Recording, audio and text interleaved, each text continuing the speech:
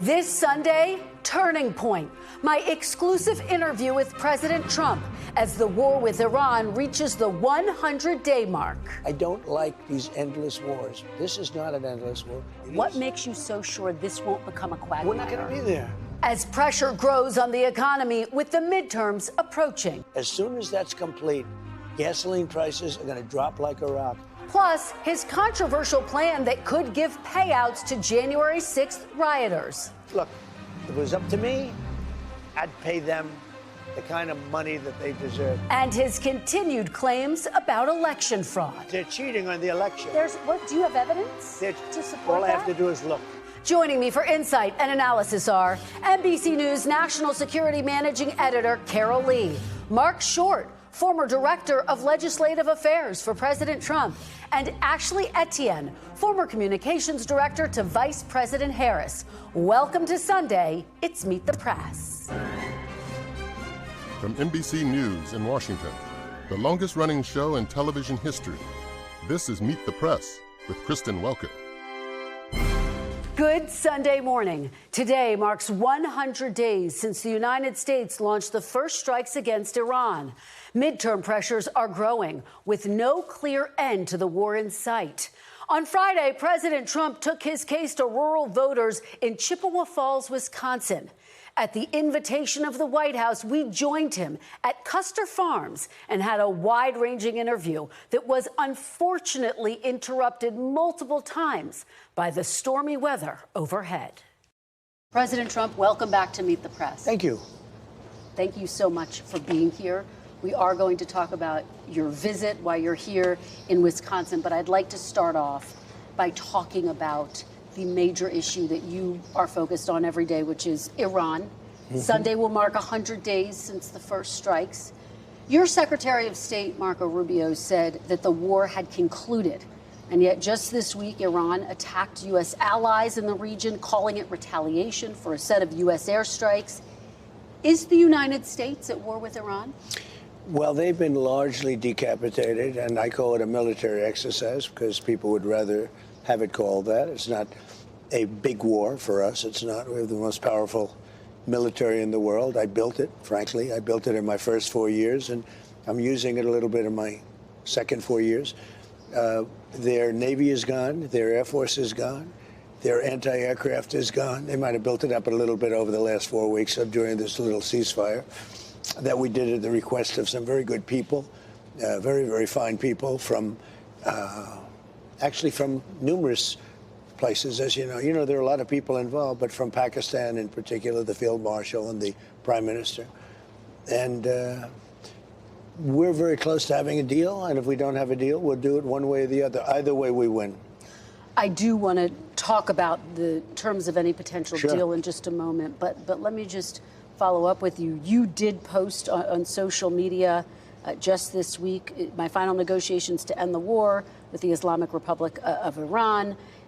There is a naval blockade in place, which technically is an act of war under international law. So is this a war as long as there's a naval blockade in place? Well, we have a blockade. It's been extremely effective. And the reason we have it is they try to blockade, and now we blockaded them.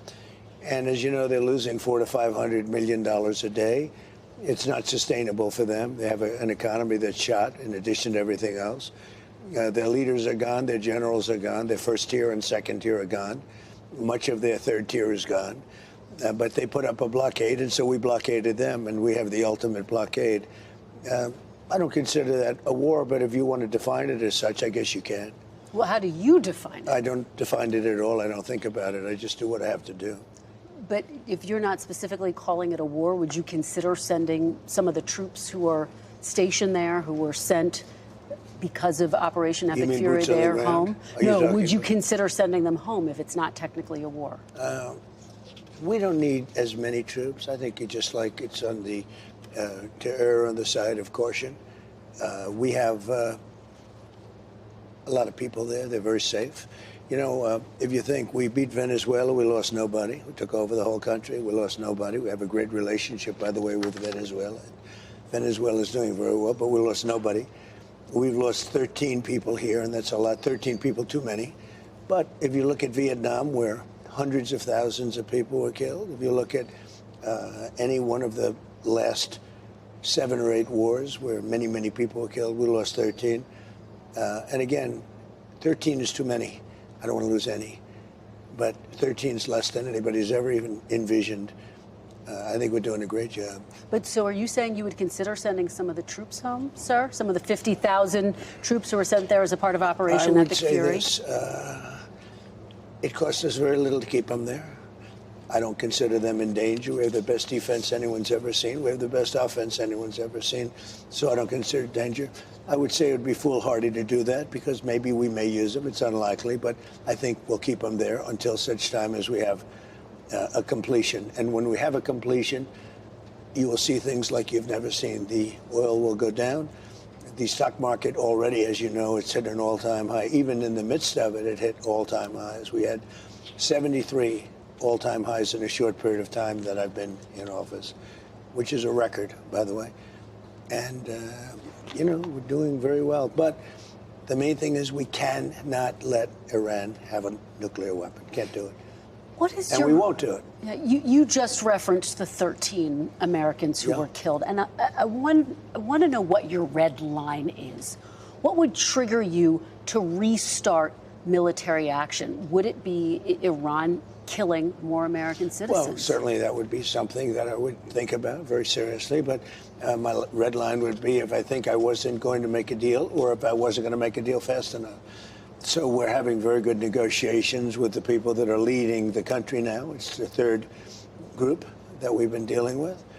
And they are different. And you could say it's regime change, actually, because these are very different people. I find them to be more rational, very smart. Who is that? Who's leading the country? Well, I don't want to go into names, but you know who they are. I mean, they're leaders. They're respected, respected by the people that have to respect them. They are calling the shots. We know that because we see it through various tests that we've given. It's a little bit strange because you have leaders that have been there for a long time and they get wiped out. Then you have leaders that you also know, the second tier, and they get wiped out. All of a sudden we're dealing with different people.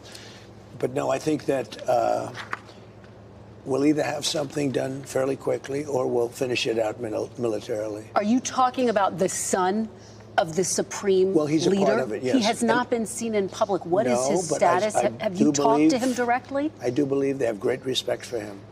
I see it. I mean, they want to get his concurrence. They've said to me, they've said to others that they're looking for approval, and he is part of the approval process, absolutely. Have you spoken to him directly? You said you want to meet with him. No, I have not. I would if he'd like to, but I have not spoken to him directly. Do you know where he is? I will tell you, they do. How he is? Yeah. They do pay homage to him. I would tell you if they didn't.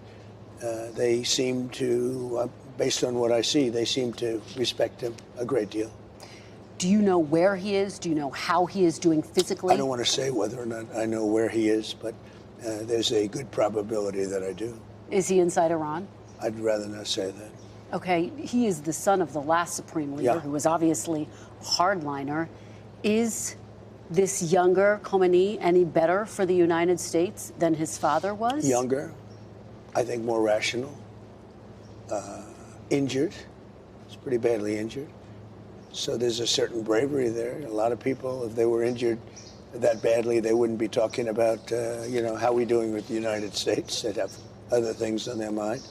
So there's a certain bravery there. But he is very seriously injured, yeah. What is the status of talks exactly in this moment? How close are you to making a deal? Are we talking about days, weeks, months, Mr. President? I think we're very close. We have a couple of points. They don't even seem like big points. They've conceded the fact that they will not have nuclear weapons. We had a clause in there that we will not develop nuclear weapons, and everybody was very happy with it except me. And I said, well, what happens if they not develop, but they go out and purchase? They acquire. I want to put the word, if they buy or purchase or acquire, you know, you've got to have that in there too, because that's not developing. So they don't have the right to develop or purchase, acquire, or buy. Have they pushed back against that? Is that one of the sticking points? A little bit, and then they didn't. Okay. You have been saying for months, Mr. President, that Iran is begging to make a deal. True. If they are so desperate to make a deal, why haven't they made a deal with you yet? Because it's a very hard thing for them. They've had great independence. They've dealt with very weak and ineffective leadership on behalf of the United States and other countries, frankly, that allowed them to get away with murder. And I think they can't believe they're in the situation where they've been virtually decapitated. But if they're so desperate, Mr. President, why haven't they said yes to the terms you're proposing? proposing? They're proud. There are things they never thought they'd be doing that they're going to have to do. They've got no choice. And it takes a little while. You know, you're talking about 47 years of getting away with whatever they wanted. I mean, this should have been done long ago. This should have been done by other presidents or other countries. It doesn't have to be us, other countries. But they were very close to having a nuclear weapon twice. That was when I terminated the Iran nuclear deal, which was a path. That deal, the JCPOA, that deal was tantamount to giving them a nuclear weapon. It was a horrible deal given by Barack Obama and really penned by him. It was a horrible deal. It was, it expired long ago.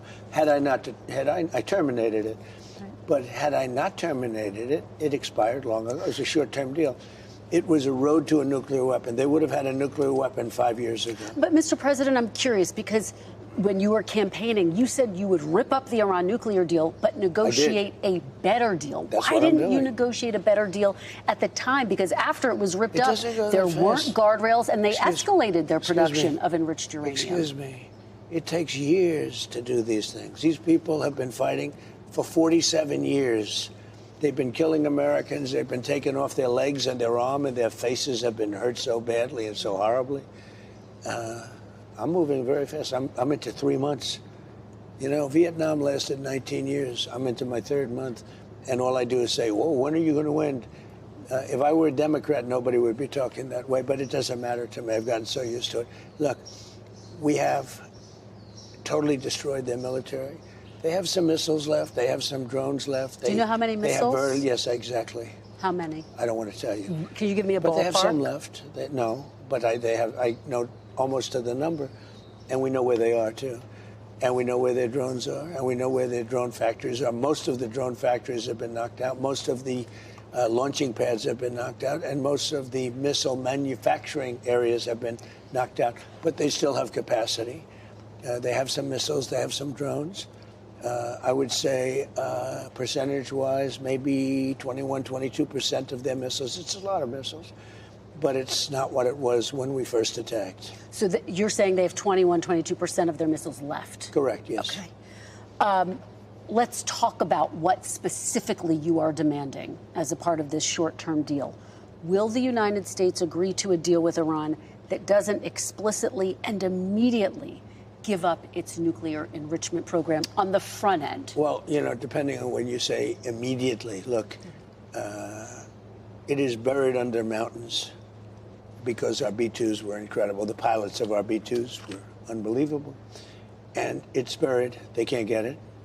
The only 2 countries that could take it, that have the equipment to take, you have to understand, 3 mountains have fallen in on them, right? So you understand that because the fake news was going around saying, oh, maybe they didn't hit their target. 1 o'clock in the morning, pitch black, no moon, no nothing, and every one of those bombs went right down those chutes and blew up. They can't get it no matter what. I mean, they can get it, I guess, with years of work. But the only 2 countries that can get it are us and China, because we're the only 2 with the equipment that's capable of doing that kind of work. And it would take weeks of digging. So the answer is, yeah, we're going to do it immediately. We're going to start looking very quickly, and we'll do it with them. If we make a deal, we'll do it with them. No, we're going to do it with the Iranians. So if we make a deal, that means we'll be friendly. We'll do it with the Iranians. If we don't make a deal, we may do it, or we may just watch it. We have cameras on it all over it. If anybody walked there, if you walked over there, I would be able to read your first name on your lapel. And these are cameras up in space. It's pretty amazing technology. Space Force. We have cameras all over the site. We know if anybody goes there. If anybody went there, any digging mechanism, any truck, any tractors, anything, anybody went there, we would know. We will take care of it. Is that wind or what? Is that rain? What is that? This would be the first of multiple interruptions due to the weather. Rain hitting the metal roof, making it difficult for both of us to hear each other. So as we're having this conversation, we can hear a little bit of rain. No, a lot of rain. A lot of rain. Let me try to get a clear understanding of how the United States would get the nuclear material out.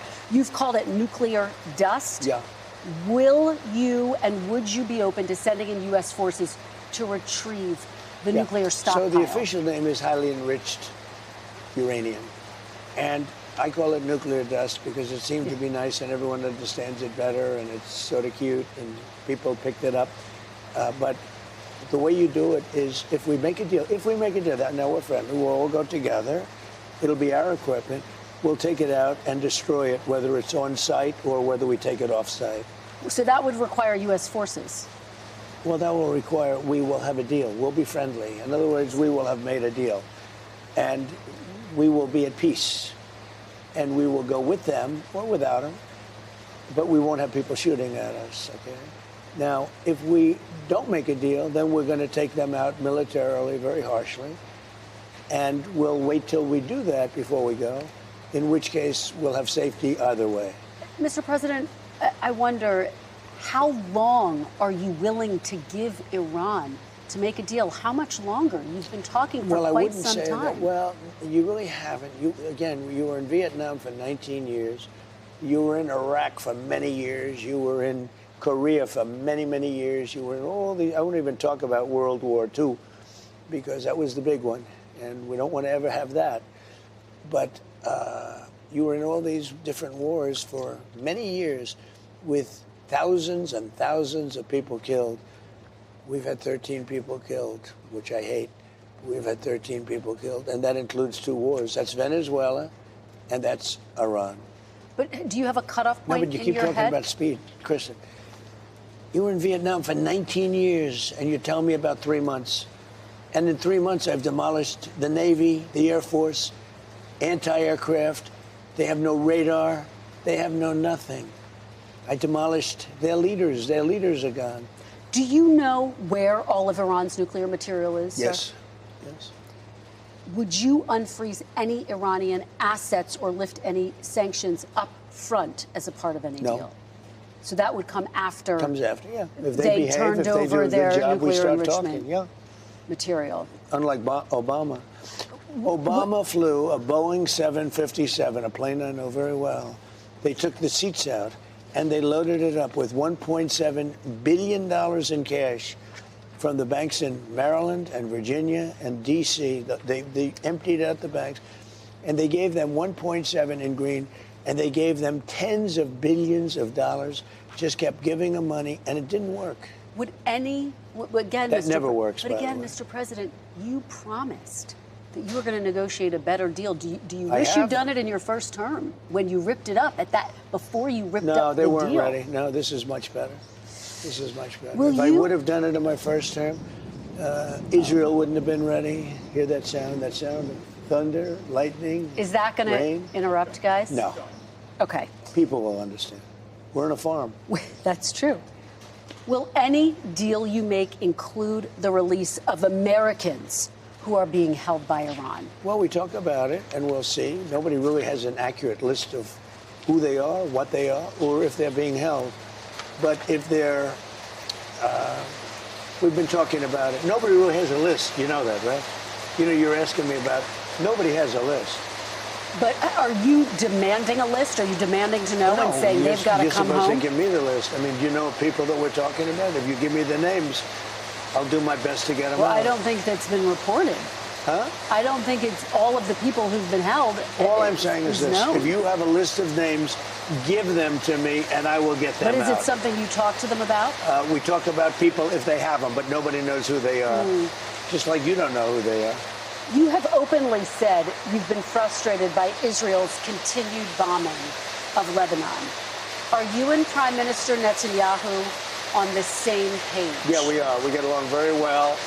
We've been great comrades. We did a very, very big number on a certain country that was nothing but trouble for 47 years. I disagree with him on a couple of things. On Lebanon? I'd like to see Lebanon have a better life. I'd like to see a more surgical attack on Hezbollah. I think it should be more surgical. And we can help them with that, or we can recommend Syria. Syria is doing a very good job of cleaning up their act. They have a very good leader. They have a leader that's really done a good job in a short period of time, and he would love to help. Are you demanding that Lebanon be a part of the short-term deal that you're negotiating? I'm not demanding. Okay. I think they'd like to see it, but I'm not demanding. Okay. I wonder if we should, let me just get a gut check here. Should we pause for 5 minutes and let this pass? I just want to be able to hear everything he says. The rain did not stop, but neither did our interview. When we come back, President Trump on his promise to never start a new war.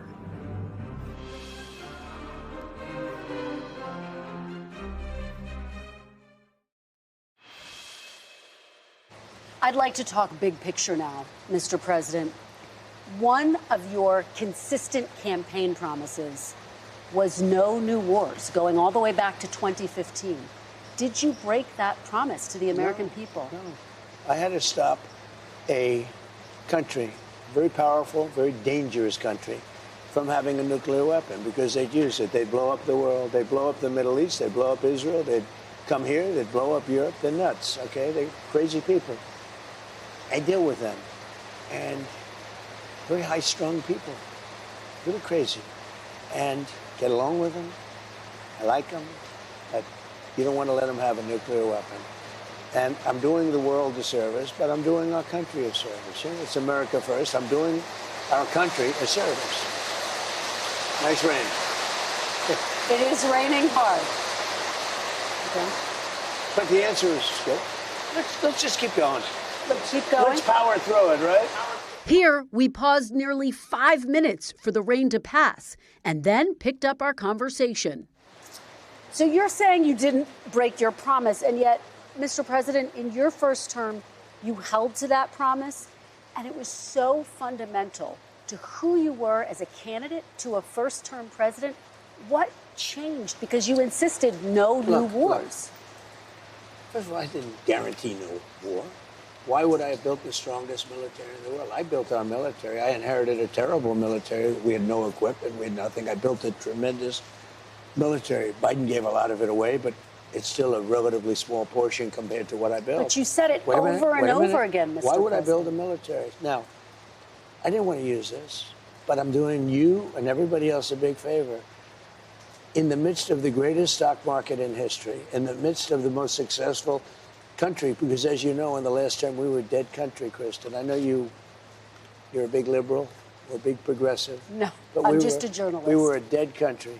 A year ago, a couple of years ago, we were a dead country. Now we have the hottest country anywhere in the world. And at the all-time hottest point, which is probably now, believe it or not, we just had all brand new stock market records today. But at the hottest point in the history of our country, I took Scott, Howard, I took Pete, I took everybody into a room. I said, I have to do this country, this world, the Middle East, Israel, everybody a favor. You have Iran. They're going to have a nuclear weapon. Barack Hussein Obama signed the JCPOA. It was a horrible deal. Horrible deal. Listen to me. It was a horrible deal. It was a path to them getting a nuclear weapon. They were very close to having a nuclear weapon. I terminated the deal. Wait. Then I sent the B-2 bombers in about 9-10 months ago, and they totally obliterated the site, and I saved it. We had a choice. We could let them have a nuclear weapon, or we could go along and have some beautiful days. But they would have, it's a judgment. They would have used the nuclear weapon. And you know what? When people hear that whole scenario, when they hear me say Iran was going to have a nuclear weapon, and they're crazy, they say you're doing the right thing. I don't think it's you'll do polls because they're all fake polls anyway, especially yours. But you do polls. I just won a big election. And the reason I won an election is people have confidence in me. I have good judgment. I had to make a judgment. Do I want to go along and have a country that's doing really well but somebody is going to try and kill us, or do I want to put out that horrible threat? And I did. I put it out. I put it out for many, many years. Now I'm going to put it out permanently. I'm going to do it either through negotiation, where we're very close to a deal, or I'm going to blow the hell out of them, to be honest with you. And it's going to be very easy for me to do. That's actually the easier path. So when you say I promised, I didn't promise anything. I don't like these endless wars. This is not an endless war. We've been doing this for 3 months. Much of it has been under the form, a pretty good form of ceasefire. The blockade has been amazing. Our Navy is amazing. Our military is the best in the world. Hey, we took over a very powerful country, Venezuela, a lot of soldiers, big, strong military. We took over Venezuela in a matter of minutes. We destroyed the capability of Iran in a matter of days. Nobody's ever seen anything like it.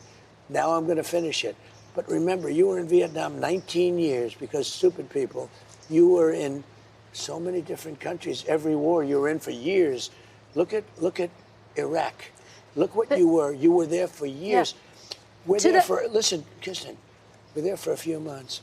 And the threat is largely over. Soon it will be over. But you cannot let Iran have a nuclear weapon, or they will blow you up. There will be no, Kristen, there will be no NBC. There will be no Meet the Press. You will end the Meet the Press string. Let me ask you, though, during your 2016 campaign, you called the Middle East a quagmire. What makes you so sure this won't become a quagmire? We're not going to be there. You're convinced this won't become a quagmire? It's not a quagmire. I just wiped out the military of a very dangerous country, and I wiped out the nuclear threat. Let me tell you, if we left tomorrow, if we just said, all right, let's get out, it'll take them 15 or 20 years to rebuild back. But I'm not going to give them even that chance. I'm not going to give them that chance. They cannot have a nuclear weapon. And if there was even a 1% chance that they'd have it, I wouldn't leave. We're almost finished. We're going to either have a deal, a strong deal, a meaningful deal, not like the Obama thing. Obama was a path to a nuclear weapon. Mine is the exact opposite. And mine is a wall. It's a wall, just like I built 1,000 miles of wall on our southern border. And by the way, I took the worst border in history, and I made it the best border in history in a matter of weeks. And yet, Mr. President, Iran was the closest to developing weapons-grade uranium after you ripped up the nuclear deal because there were no guardrails in place. They were developing it during the nuclear deal. Right. You don't know that? Iran, when Obama signed that stupid deal where he paid them billions and billions of dollars, he thought he could bribe them. Listen to me. They were developing a nuclear weapon. That's how they got there. They got all of this uranium during Obama. You know that, don't you? Well, that's how they got there. Don't say this. They got there. They developed it during the Barack Hussein Obama, during his administration. And they've escalated their development after the deal was wrapped up. But let's talk about the economy. I want to talk about the economy. If I didn't go in there with the B-2 bombers, they would right now have a nuclear weapon. And it could be that half of the world would be eradicated. Let me ask you about the economy. You got a strong jobs report today that beat expectations. Not strong. Really strong. Beat expectations. By how much? Triple. 172,000 jobs created. And yet, gas is up, diesel is up. It's all coming down as soon as the war's over. Well, 70% of farmers say they can't afford fertilizer. What's your message? The farmers are doing very well. Let me ask you, what is your message to farmers, many who support you, but who say they're struggling? Who say they're struggling? Because there's nobody been better to farmers. You know, I gave farmers last term $28 billion because China took advantage and other people. And you know who paid for it? China. Last term.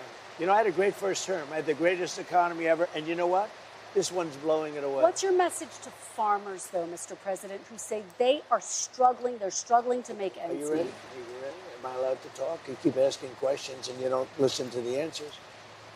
I love the farmers, and the farmers love me, and the farmers trust me.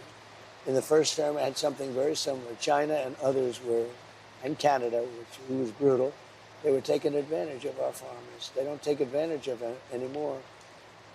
I gave them $28 billion split up. They never had a payday like that. And the farmers loved me, and they came back and they voted for me in record numbers. You know that. Nobody's ever even come close. Now, because of the fact that we had a choice, I had a choice to make. I could keep it going. The farmers were doing great. Fertilizer was very cheap. Everything was cheap. Gasoline was very low. Everything was very low. I could have kept it that way, but I said I have to take a little bit of a turn. The farmer's going to understand it better than anybody. We're going to have higher gasoline. We're going to have a little higher fertilizer, et cetera, et cetera. But I'm going to get rid of a nuclear weapon in the hands of very dangerous people. Excuse me, wait. It should have been done for 47 years. No president had the guts to do it. I did it, and I've done it. It's almost complete. As soon as that's complete, gasoline prices are going to drop like a rock. You know, I was in Iowa speaking about farms, and it was before we attacked Iran. And I was in Iowa, and the prices were $1.85 a gallon. $1.91 a gallon. What? This time, it wasn't the rain, but an audio issue that forced us to pause the interview again. Are gas prices going higher, or have they peaked? They're going to come low, very low. They're going to go lower than they were before. Have they peaked? As soon, well, it depends. I mean, it depends where the war goes. It could be I'll have to give them a shot. And it could be we'll sign an agreement. If we sign an agreement, they'll go down now. Otherwise, they'll go down after we're finished. You have a new Fed chair, Kevin Warsh. Yeah. His first meeting in the role is later this month. After this month's jobs report, economists now say it's possible the Fed may have to raise rates. Do you think that's possible? And what would your reaction be, sir? So I'm of a different feeling. I think Kevin's fantastic, and I want him to do whatever he wants. I don't want to have a big influence on him. But we had a great report. We're doing great. And it's unfair that whenever you do great, they want to raise interest rates. It should be the opposite way. You know, if you go back 15 or 20 years, when you had good reports, the market went up. Nowadays, when you have good reports, the market goes down because they think they're going to raise interest rates. There's no reason to raise interest rates. The country becomes great. We built the country by doing great and having rates low. What they do is when they raise interest rates, they try and kill success. I don't want to kill success. We should actually lower interest rates. Now, if inflation comes, and you know, people live with inflation, but if inflation comes, what happens is you stamp it out. But success can kill inflation just like higher interest rates. What they do now is, like, we had great job numbers. You agree, right? They beat expectations. Not expectations, like 3 times. Okay, but you ready? What do? They say, oh, let's raise interest rates. It's the wrong thing to do. I would like to see rates get lower because we could build this into the greatest machine that the world has ever seen. But you can't do that when everybody immediately raises interest rates. So we had great job numbers. We're doing great. You know, we're building more factories. We have more money coming into our country right now from other countries and people than ever before. Wait a minute. What happens? I don't want to just kill it with high interest rates. Growth is the greatest thing you can have, and growth does not cause inflation. Would you be upset if they raised rates? What is your message to them about that? Living with Kevin, I have a lot of respect for him, but my feeling is that when a country is doing well, they shouldn't be penalized by immediately raising interest rates. They should actually be incentivized. You know, we have debt, we have other things, we have things we want to take care of. I want to go bigger on the military, I really do. If we do what I'm saying, this will be a beautiful, well-oiled machine like you've never seen before. And when we come back, President Trump defends his controversial plan that could give payouts to January 6th rioters. This $1.8 billion so-called anti-weaponization fund, it was going to compensate people who say the federal government weaponized the legal system against them. It's been blocked by the courts, met with opposition from Republicans and Democrats in Congress and Democrats. Excuse me, mostly Democrats. Mostly some Democrats and some Republicans. Some, very few Republicans. Just to be very clear, are you backing off the fund completely, as your acting Attorney General Todd Blanche has said, or are you looking for another avenue to revive the fund? So let me explain what the fund is. People have been hurt so badly by radical left lunatics that worked for the Biden administration and Sleepy Joe. They're vicious, they're violent, what they did to people. And of course, they went after me more than anybody else. They raided Mar-a-Lago and all the other things. But people have been badly hurt. They've committed suicide. They've lost their jobs. They've lost their families. They've lost their wives. They've lost everything. They've lost everything over a fake weaponization of government. Now, so let are me you just tell looking you. for a way to revive it? Well, look, if it was up to me, I'd pay them the kind of money that they deserve. People have been destroyed. Lives have been destroyed. Many suicides. Think of it. People have committed suicide because a bunch of thugs went after them. You don't... So, me, personally, I think the weaponization fund is a great idea. And so do many other Republicans. You have to get it approved. If they get it approved, that's great. If they don't get it approved, I'd be disappointed. All right, we're going to motor through this. But you have to understand, people have been destroyed by crooked politicians, and they should be reimbursed for that. Do you think anyone who attacked police officers on January 6th should get taxpayer money? I wouldn't be inclined to say so, but I have to see it. I can tell you this, 97% of those people, you look at them, the FBI or whoever it was, because you had a lot of crooked cops, you had dirty cops. Comey was a dirty cop. Well, a guy no like evidence Bolton was a dirty but cop. there's no evidence. Wait a minute, wait a minute. Oh, you think Comey was a straight people cop? who pleaded guilty to assaulting police Comey officers. was a dirty cop. No, but they the had people FBI, who assaulted police listen officers. to me. They had FBI agents ushering them into the building. They had FBI go into the building. Those people walking around, they're looking, oh, isn't this nice? They weren't in. They were being ushered into the building. There's no evidence. You had a bunch of dirty cops, and frankly, what they did was weaponization of our government. But sir, there's no evidence of that. More than 1,000 people. No, there's none. You know what you do? Try looking at the tapes one time. Would you take it off the table? Look at the tapes one time. But 172 people did plead guilty to assaulting police officers. You know why they pled guilty? Should they be exempt? Because they told they were going to jail funds? for 15 years if they didn't. Should they? They pled guilty because they were frightened. They went down. They were ushered into a building. Many of them were arrested without even going into the building. You'd be okay with them receiving taxpayer dollars? The people were destroyed by dirty cops and by weaponization. Many of those people should be compensated. Now, with that being said, as I understand it, the weaponization fund was going to set up a group of people, people that could be picked by anybody, fair people, smart people, and they will go on an individual case basis. Okay. Now, I don't know what's going to happen with the weaponization fund. I love the idea because people like you, the fake, dirty press, the crooked press, people like stupid Biden, he's not smart enough to know what's going on, but people that surrounded him, surrounded his beautiful, resolute desk in the Oval Office, what they did to the lives of people, they destroyed people.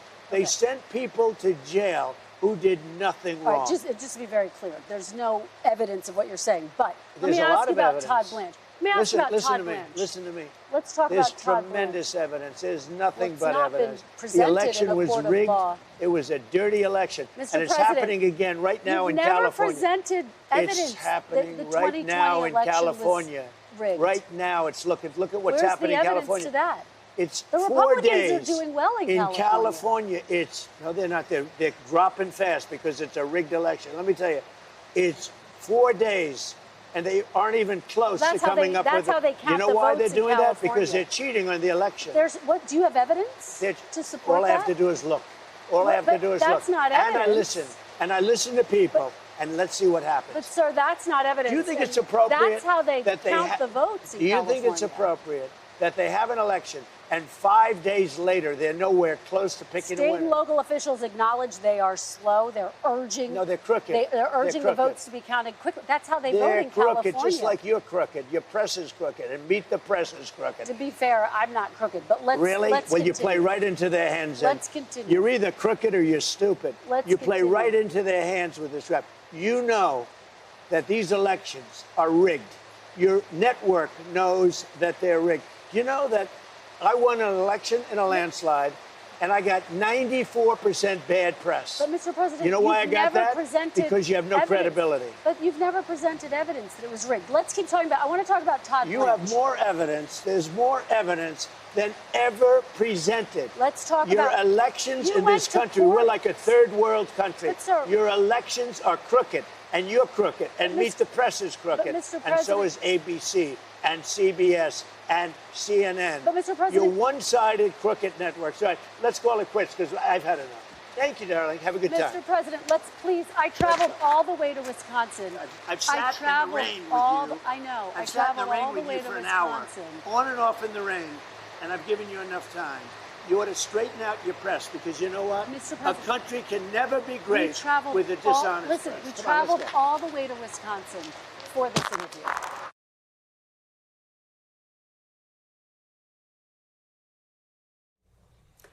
I spoke with President Trump on Saturday, and we both acknowledged the complications during the interview posed by the rain. He agreed to sit down with me for another Meet the Press interview.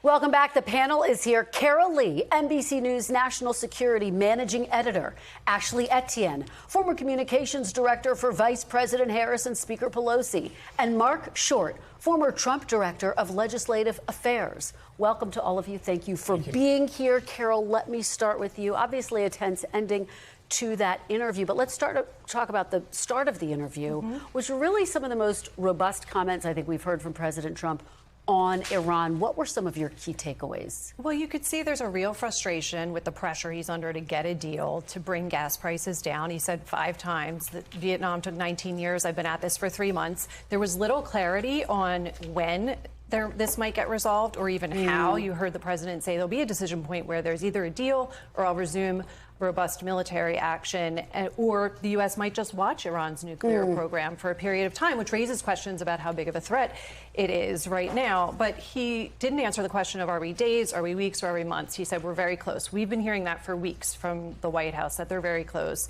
and still no deal. And at one point he said, Kristen, you know, these things take years. And lastly, I would say the nuclear threat is a significant concern for the U.S., but it's not the only one. One of the chief objectives the administration laid out going into the war was to destroy Iran's ballistic missile stockpile. He said that Iran retains more than 20% of its ballistic missiles, and that's significant. It was significant, and Marc, I noted that as well as the lack of a timeline, and I think it speaks to the fact that he does not seem in a rush to get a deal here. Well, look, I do think that Iran has been nefarious for 47 years. It's killed and slaughtered a lot of innocent people. And I think that the president has been right in his kinetic actions. I just think there should be an explanation that this is not necessarily going to end, and energy prices are not necessarily going to come down immediately. And it should be expected of the American people, who I think are incredibly patient. Here's what the cost is going to be to accomplish it and why we're doing it and how this could transform the Middle East for generations to come and actually lower risk premium on energy prices down the road. But I think if you keep saying, hey, it's going to immediately happen, then you set an expectation for voters that may not be met. Ashley, your takeaways? No, I mean, I think what was clear to me is that the president is disconnected from the reality of what people are going through in this particular country. You know, he promised voters America First agenda, and now you can see that frustration bubbling over with the president, who's more concerned with his own political retribution than he is with the economic state and pain of the American people.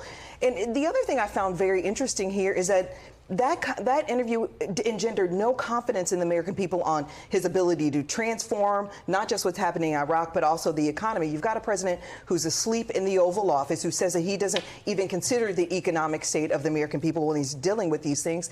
And so what you're seeing now is a frustration, not just among voters, but that's boiling over even within the Republican Party on both sides of the chamber. They're pushing back aggressively on this president's agenda. You can see the president mentioned Iowa. You could see the frustration among Iowa voters. He He won Iowa in the last election by 13 points. Now we're looking at potentially a sweep among Democrats from the top down in terms of the ballot. So this creates a great opportunity for the Democratic Party. My only advice would be you need to roll out a proactive economic agenda to make clear how you're going to transform where we are. Mark, how does it play with the president's supporters in the Midwest and beyond? Look, I think it's hard for the Biden administration officials to question the president's stamina this go round. But look, did you not see him asleep in the Oval Office several times? I don't think you can question the White President House has Trump's said stamina, he's not sleeping, but they've been showed those images. Maybe he's taking but a I look at think now. that if you're Derek Van Orden, for whom he's out campaigning, who's an American hero, a Navy SEAL, who's in a tough district, I think you would like to see the president talk about, here's how I'm going to win the war, here's how we're going to lower fertilizer costs.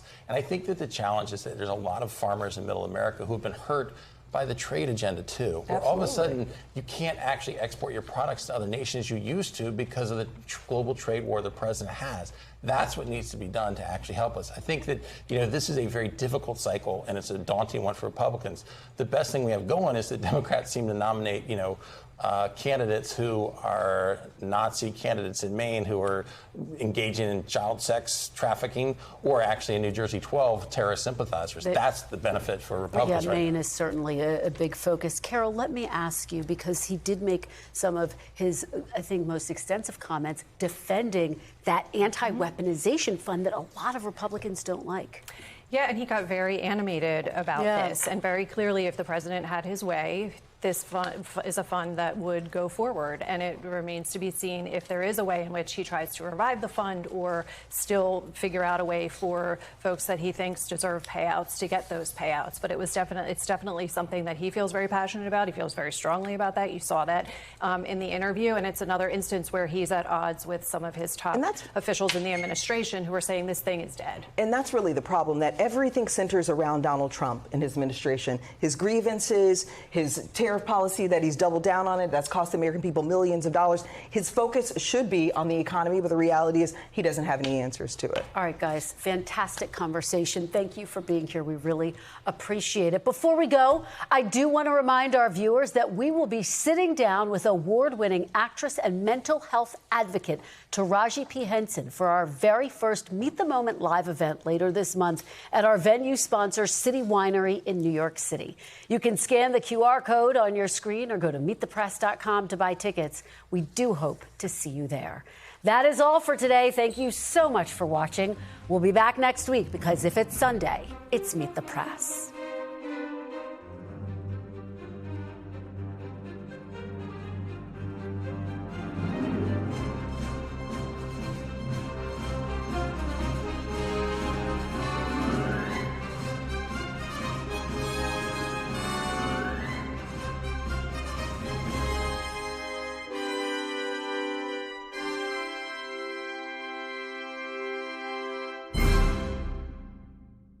We thank you for watching, and remember, stay updated on breaking news and top stories on the NBC News app or watch live on our YouTube channel.